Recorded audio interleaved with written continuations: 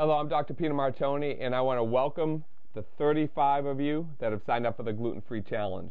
I am psyched. It is 2012, well, it will be 2012, and I love starting off the new year right. I start every January off going gluten-free. You know, what is gluten? Is gluten good for you? Is gluten bad for you?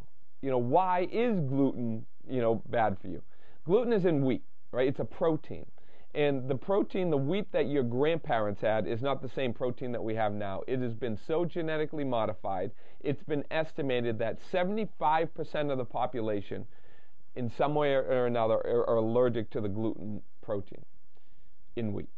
So, well, what's that do? Being allergic to it, what does that mean? Well, what happens is when you eat the amount of gluten that you eat, when you eat gluten, it causes your intestines to inflame. And the more gluten you eat, the more the inflammation happens. And then let's picture this as your intestines. And if you look at it like this, there should be these little holes that proteins kind of go through and they get pulled out the other side. Well, when it inflames, you get these cracks. And then you get all of these other proteins and these toxins that are getting absorbed into the bloodstream. It's called leaky gut syndrome. And what happened when you have this leaky gut syndrome, your body responds very negatively to these other substances. The foods that we're eating now are more and more toxic. We're getting more pesticides. We're getting more antibiotics. The foods are just not as healthy as they used to be. So when we start to eat these foods and we're starting to get these proteins and these other proteins and these toxins going into our systems, they're acting very negatively. They're acting negatively to your joints. They're acting negatively to your liver. They're acting negatively to your muscles. So we get a lot of tension. We get inflammation through the whole entire system. And it makes, more specifically, our systems very acidic. A leaky gut syndrome is a very acidic system, and acidity causes muscle tensions and, again, reinforces the issue of joint inflammation. So when you start to take gluten out of your diet, that inflammation comes down, and then the gut starts to heal, and then you're able to absorb the foods more effectively. And if you're off of gluten for 30 days, you start to feel better. You start to lose weight. You'll start to get rid of that bloating. Your energy will come back. Actually, first your energy will go down, and then your energy will come back. And the longer you're off of this gluten, the more the benefit you'll get.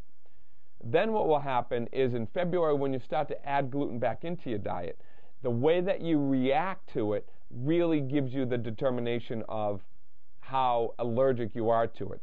So if you respond and you react very, very negatively to it, it might be something that you want to stay away from or at least limit for good. So what I do, my mentality, and like I talk to a lot of patients, is I do things in a very periodic basis. So what I mean by that is I don't stay in a supplement forever. I don't believe in taking something every single day. I don't believe in taking a vitamin every single day. I believe in taking vitamins in nutrition and doing things the way that you eat, a variable diet. So when I do a gluten-free cleanse, even though I am not, I don't have celiac where I have a total rejection of the gluten protein, I do have sensitivity. So I like to do this gluten-free cleanse. I love to see how my body responds, and then I like to go very, very slowly. I add gluten back in very, very slowly.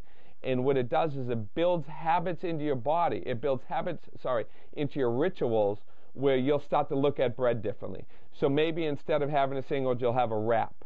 And, you'll start to look at food differently. And if you stay conscious on it and you do it every single year and you stay true to this challenge every single January, it will change the way you look at food.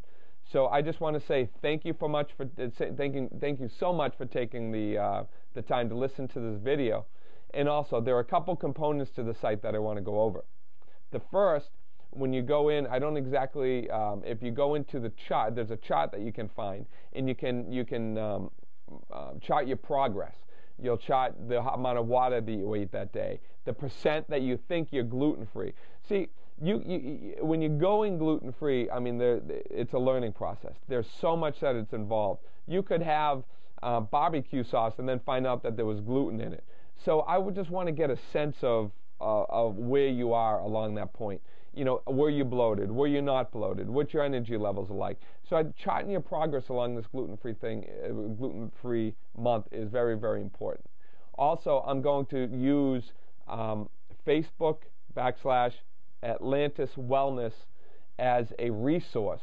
So if you have recipes that you love, go to Atlantis Wellness, Facebook /Atlantis Wellness, and post them there. I'm going to be posting recipes. I'm going to have my staff post recipes on Martone Gluten-Free Challenge.